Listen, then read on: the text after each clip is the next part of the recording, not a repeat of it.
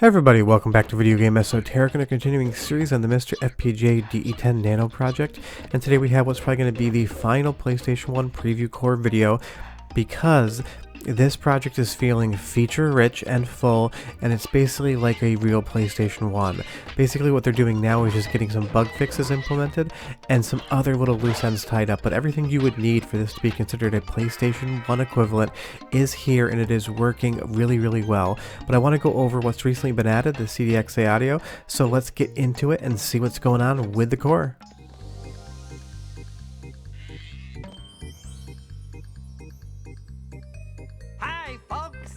You want to know what's going on?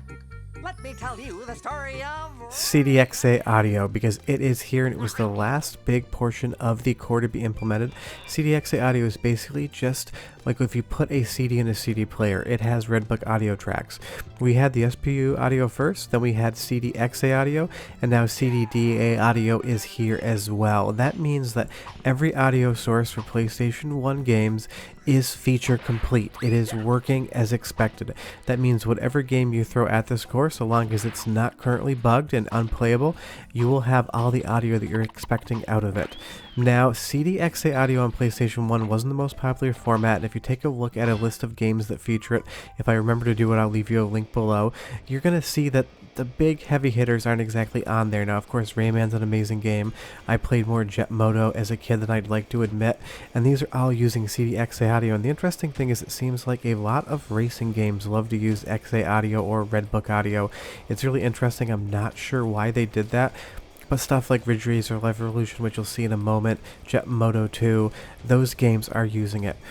There's a ton of different features in this core that I want to walk you through so you understand how it's going, as the next video will probably be a setup guide. If you guys want to see that, leave me a comment down below.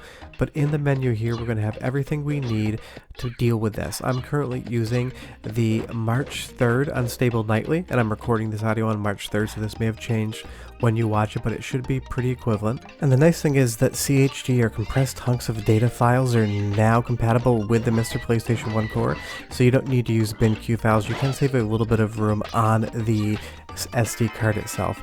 You have multi-disc options as well. That's what that CD lid is there for, and you can have a fully working memory card if you install the right files, and I will probably go over that in the setup video. You also have save states as well, and those are working perfectly fine in my experience. I haven't had any issues with them yet. And you can toggle the system from NTSC U or Japan as well as PAL. We have analog and digital pad support. You can look at the frames per second, and you have some options in the video and audio as well. You can change around the aspect ratio. Not sure why you'd want to do that. You can change around the scale. Again, I would just leave it as is. And you can turn dithering on and off and do some stereo mixing as well. I'm sure there will be more options as this core gets worked on more, and you have some miscellaneous options. Those are going to be important, and I will show you why in just a few moments. But these are basically the core options you have. You got a lot of debug options as well. If you don't know what you're doing there, just ignore them completely. But when you're playing a PlayStation 1 game with CDDA or Redbook audio, it is functioning exactly as original hardware would function. Everything's playing great for the games that are working, and everything sounds really good as well. And that's awesome. It's great to have all the audio functions of an original PlayStation 1 working here, because I will tell you, when the laser starts to go on your PlayStation 1, the audio usually goes first, spooling off the disc. But go ahead and listen for like 45 seconds because it's great, and I'll be right back. But enjoy.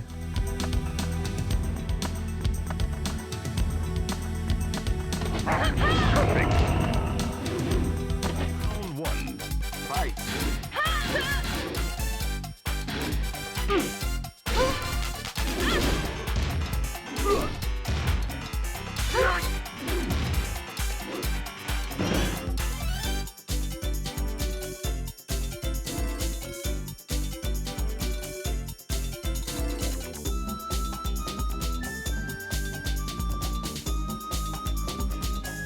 I know it's not the most exciting thing to watch a video on pause, but I wanted you just to hear that audio coming out of the PlayStation 1 core, because it sounds absolutely spectacular, and the PlayStation 1 was always known for having great audio quality, so it's good to hear that that has come over to this core as well. And I can't stress enough, the games that are working well on this core do not feel any different than playing original PlayStation 1 hardware, because I've got a PlayStation 1 next to me, I've got a PlayStation 2 next to me, I've got a PSX DVR next to me, and I have a backwards compatible PlayStation 3 that also obviously plays plays PlayStation 1 games, so I've played enough of them to know what it's supposed to sound and play like, and this core is absolutely spectacular. You're getting the full PlayStation 1 experience outside of a couple graphical bugs and a few audio glitches here and there that are definitely being worked on. And if you are experimenting with this core, if you're playing around with it, make sure you join the Discord, because a lot of these bugs ever known about, but you should really be playing some more rare and esoteric games. I show the really popular ones here because it's important, but play something that not many people play. Play a deep cut, and if you find issues with that, report them, that way we know about it. But Wipeout XL, another game known to have a great soundtrack, is functioning perfectly fine as well in the audio department. There is a little bit of hitching in the performance, and I did report that bug. Apparently it had been introduced in an update and no one was aware of it, and that's why it is important to talk about playing these games and reporting bugs, because the night that I recorded this there was a little issue, but it sounds great. Again, go ahead and listen, enjoy it, and I'll be back in like 30 seconds to tell you more about the core.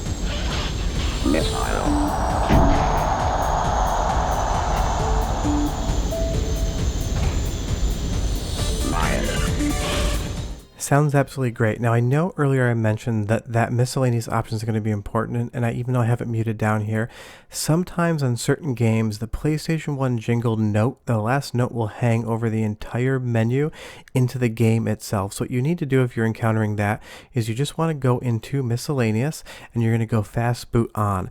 This will bypass the entire boot sequence screen, you know, Sony Computer Entertainment, PlayStation 1, right into the game. So if you're getting any hanging notes from the intro jingle, just go ahead and put fast boot on and it will solve that problem. You can honestly probably leave fast boot on for most things. I don't do it just because I like the jingle, I'm used to it. But let's talk about how great this journey has been for the PlayStation 1 core. We went from having no audio whatsoever to having SPU hardware audio, to having CDXA audio, to having CDDA audio, which we're talking about today. This core has gone from barely booting anything to the fact that I can finish Symphony of the Night 200% without any major issues whatsoever from start to finish, and that is absolutely incredible. The amount of work that's gone into this core in such a short period of time.